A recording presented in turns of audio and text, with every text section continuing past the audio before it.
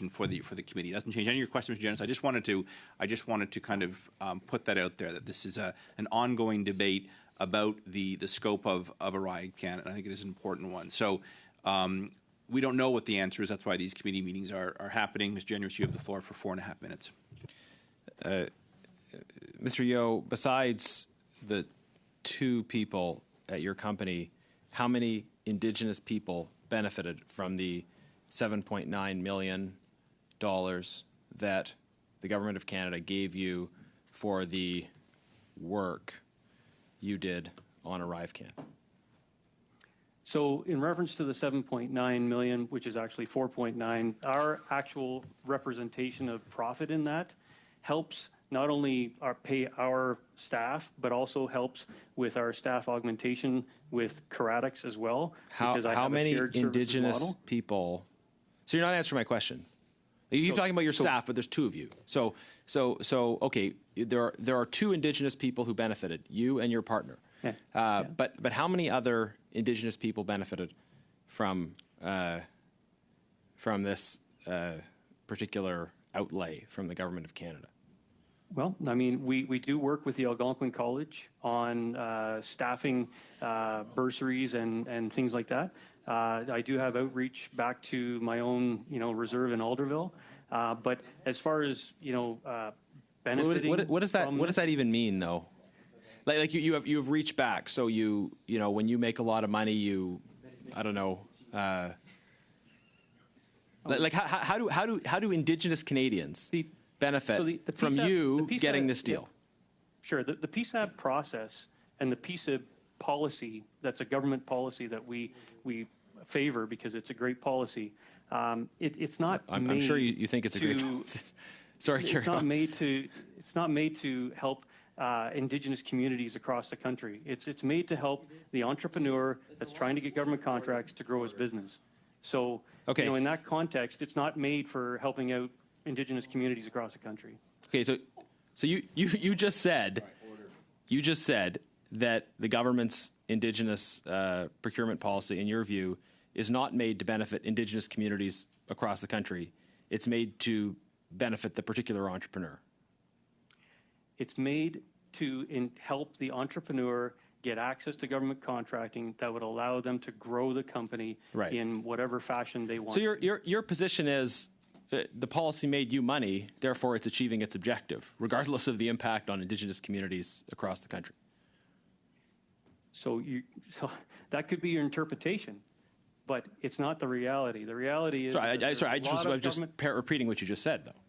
Well, no, you weren't repeating what I just said. But in the context of the PSAB, it's spread out across the entire country, and there's lots of people that are actually working within the framework of that. No, but sir, that actually isn't what you said before. But to broaden this out, so from what I understand, you've gotten your company has received hundreds of millions of dollars in contracts from the Trudeau government since 2015.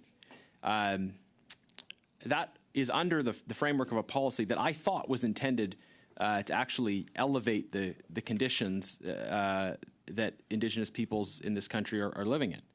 And you're saying, well, no, it's good enough that process made me money. That would seem to go against what Canadians would expect of the policy, surely. My understanding of the value that you put out was 91 million. I've got it in front of me from 2015 until now. But at the same time, you can look in the PSAB and the PSIB policy, and nowhere will it. Sorry, just because my time is about to run out, Chair, I'd like to move a motion that the committee write to INAN to recommend that they investigate abuses in the Indigenous procurement system. I think the need for this motion is self-evident from the testimony that we've received. Any chance you sent that motion to the I did clerk? send it in advance. It's that the committee write to INAN to recommend that they investigate abuses in the Indigenous procurement system. Thank you. Very good. Could you distribute that when ready? Done. Perfect. Mr. Desjardins, you have the floor. Thank you very much. Just speaking to the motion, Mr. Chair, and a potential misrepresentation by Mr. Yeo about PSAB contracts. As a matter of fact, 33% of all contracts by PSAB must be completed by Indigenous service providers, including when work is subcontracted. And so, Mr. Yo, you've spoken a great deal of your experience in working with subcontracting and your expertise of being a contractor of this great magnitude that you can solve all the government's problems with these great general contracting, but you don't actually know the policy. 33%. A point of clarification. So I will vote. We've now moved into debate on the motion. The witness is not to enter debate on this. This is for members to consider the motion. So you can ask rhetorical questions, but the witness will not be engaged in any of this discussion. And I see your hand. Is that a point of order or to speak? I was going to finish that. Sorry. Yeah, that's okay. Mr. Desjardins. Which leads me to believe that, including the motion made by our colleague to refer this to INAN for further investigation, I also think that we should confirm by way of letter, Mr. Chair, to you as to the nature of the PSAB contract policy and refer that with the motion. It'll help them a great deal because they're not used to this kind of stuff, I don't think. But Sorry, are you proposing a suggestion to the chair or an amendment to the motion? not an amendment, a suggestion to the chair. Okay. If this motion passes. Okay, let's cross one hill Sure, at a we'll time. do it but one at a time. I hear what you're saying. Ms. Shanahan. I would like to speak to this motion, but I'd also like to have just 5 minutes so we can discuss it. Because again, and this goes to show that this is a committee that's working together. We find elements of this motion very interesting, but we'd like to discuss it with the members so we can come to something pretty. Yeah. Yes. Yeah, So maybe I will. not I will. necessarily I will in front of suspend the- for yeah. for 5 minutes maximum. In the meantime, I'm going to try to get additional resources. Mr. Chair, I'm going to have to ask you just to kind of hold firm for a little while longer because we might come back to you for some questions for just one last member. So yes, I'll suspend for 5.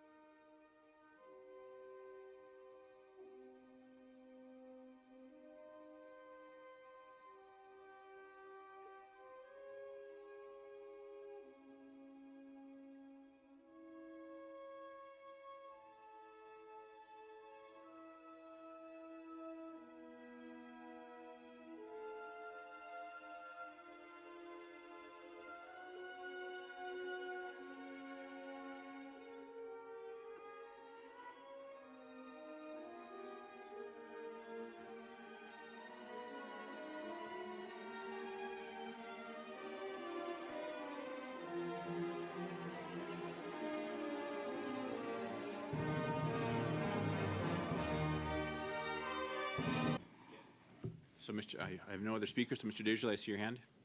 Just to Ms. Shanahan's point and to your point, Mr. Chair, it's actually in relation to the content of the letter that's contained within the motion. So I'm not sure if you want to hear my advice on that now or after the vote.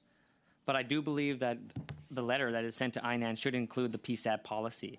That is, so they understand that this is our concern, that there's a significant breach of what is the policy. Here, my preference is by coincidence, we have a subcommittee meeting on Thursday. Let's bring it up then. We can probably maybe get some language drafted by the research before then we can look at it. And I will certainly incorporate the views of all members, given that I hope this is going to be a unanimous motion. So anything else to discuss on this? Clerk, please call the vote, the roll call. Shall the motion, as moved by Mr. Janice, carry? Ms. Bradford? Yes. Mr. Chen? Yes. Mr. Jawari? Yes. Ms. Shanahan? Yes. Ms. Yip? Yes. Mr. Nader? Yes. Mr. Janice? Yes. Mr. Viersen? Yes. Madame Saint-Claude Desgagnés? Oui. Mr. Desjardins? Yes. 10 yeas. Thank you very much. That concludes that bit of business. I'm going to go back to just finishing up with our questionnaires. Mr. Yah, I'm going to call you back up for your presence. Ms. Yip, you have the last round of 5 minutes. Over to you, please. Thank you, Chair, and I'll be sharing my time with Ms. Shanahan.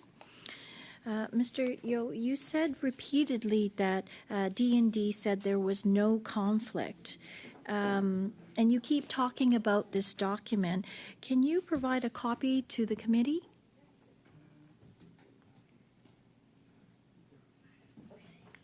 So I did see in the papers that D&D did make a statement indicating that there was no conflict, and it's a protected B document, but I have no issues with supplying you with anything. Okay. Do you think there was anything wrong with the Auditor General's report on ArriveCAN? So it's a good report, but they have trouble putting this together because of the exact nature of how contracting works with TBIPs and SBIPs and professional services. They're all staff augmentation contracts. There potentially could be direct contracts for ArriveCAN only. So they have a challenge against them to try and decipher all of this data. And so, even though we instituted an email back to the Auditor General on the 30th of January indicating this, 4.9 versus 7.9 that was attributed to ArriveCAN, they themselves even have attributed to, on page 5, 1.21, they've indicated that CBSA has expressed concerns that 12.2 million of the 59 million estimate could be unrelated to ArriveCAN. So, it's a challenging report, and it's a challenging effort to put it together. Okay. Your time in Afghanistan, how long were you there? I was there for 4 months. And what was your role there? I was delivering a high assurance security capability to Kandahar and to all of the forward operating bases out in Afghanistan. Can you just tell me what that means? Basically, our effort was to ensure that all of the pieces and parts were in place, so all of our coalition members knew exactly where our friendly forces were, and a couple of other capabilities. Thank you, and over to you, Ms. Shanahan. Thank you very much. So just a few more questions, Mr. Yo, to clarify who you are and your background and so on. So how long have you been a member of the Conservative Party? Well, I've been a member for my entire life. I've been always voting, progressive conservative, and at the same time, I believe that my last membership back in after my my very short stint with the PPC party, and I came back to the party, is for 5 years. Oh, and you did show a card at some point. Can you just show that up for the hold that up to the camera, no, or that perhaps is a prop. table it to Miss Shanahan. Hold on, as Miss a Shanahan. document? That is a prop, as the clerk is reminding me, Okay. and not permitted. So. Yeah, as a document to table it with this committee, You're that would be welcome to greatly send it in. appreciated, because it does seem that there's some confusion between whether it's a membership card Point of or order, donation. Mr. Chair. Yes, Mr. It's quite evident that Mr. Yo does not have a Conservative membership card. Therefore, I have no objection to tabling. Thank you. All right. Excellent. you have 2 You minutes. see how well we work together, Chair. This is so much appreciated. Can you tell us, as you are a donor, just roughly how much money have you donated to the Conservative Party? Oh, I'm not sure if I can disclose that, but it's not great numbers, that's for sure. All right. Thank you. And just for the sake of parity, have you ever been a member of the Liberal Party of Canada? I have not. Well, there you go. Thank you very much. That's it. Maybe this That's is it. in my future. Who knows? Liberal insider. Oh, I should ask maybe one last question. So the People's Party of Canada, you said you're no longer a member. So can you just give us the duration there of how long you were a member of that party? Is there overlap here too? Or? Maybe 5 months from start to finish. Yeah. Because originally I was actually in line to be the PC party candidate for Ottawa West Nepean,